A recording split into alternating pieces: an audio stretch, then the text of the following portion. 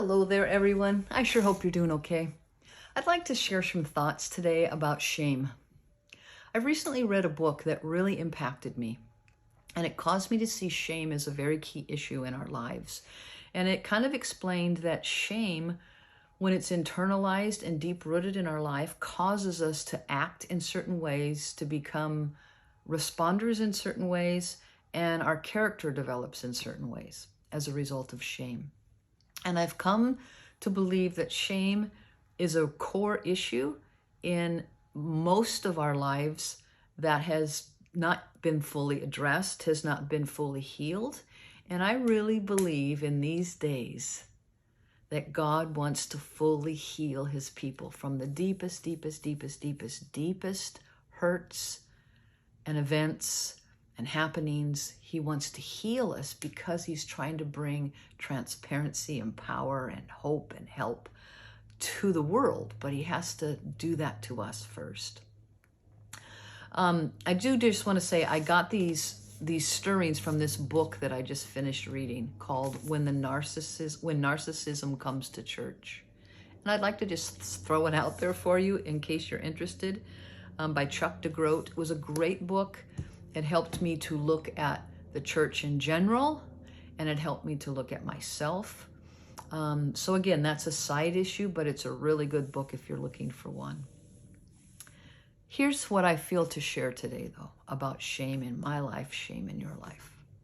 When Jesus came to be crucified on the cross, we believe that he was crucified for our sin. That is absolutely true. The word teaches us that. He died on the cross carrying our sin. It was his sin that actually killed him. But I'd like to submit to you what has come fresh to me, and it didn't come from this book. It came from the Bible, and that is this. Jesus died for our shame as well. Stick with me here. All of the Gospels describe Jesus's crucifixion. Corinthians talk about his crucifixion. Other epistles talk about his crucifixion. We know he was nailed to the cross, and we know he was set up, and we know he died. But I'd like to suggest, have you ever noticed how much time is spent in the gospel accounts telling all the stuff that Jesus went through before he even died? Hebrews 12 tells us that he went through all of that, despising the shame. He was shamed publicly. He was humiliated. He was spit on. His beard was torn out. His clothes were torn off him. He was falsely accused. He was falsely arrested. He was falsely charged. He was beaten. He was stripped. I already said that. He was flogged. He was humiliated. He was cursed at. He was spit on. He was humiliated. Why? I believe he was humiliated so he could say, Debbie, I understand the shame that you are carrying. Viewer, I understand the shame that you are carrying. You see, I believe Jesus understands the shame more than we do. We might not even think we're carrying shame. And Jesus is going, I get it. I hated the shame. When I walked that time before my being killed, the shame that I incurred by being falsely betrayed by Judas, by being falsely accused, by being falsely charged, by being beaten, spit on, beard pulled out, mocked with a fake crown, with a fake robe, with a fake staff. I get it, Debbie, Jesus is saying. I understand the shame.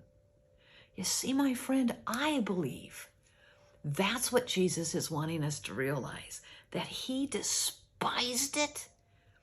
And when that veil of the temple was torn in two, that shame that separated you and me from God was broken down.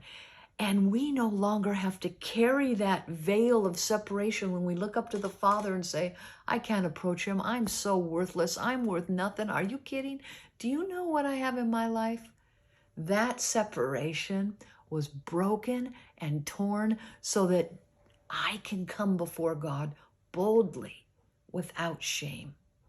There's no shame now because Jesus bore our shame. All of it. He took it all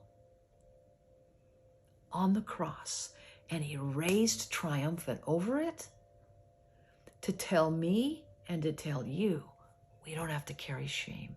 And the reactions we have because of the shame in our life, the defensiveness we have, the judgments we have, the shame casting that we put on others, all of these external actions and responses that we have in our life because of shame, Jesus is saying, let me dig it up.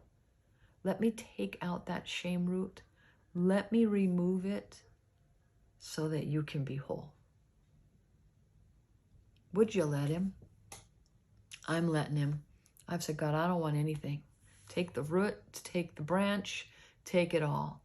I don't want anything left that's going to cause me to respond in a way that's not pleasing to you. And that means I got to be healed.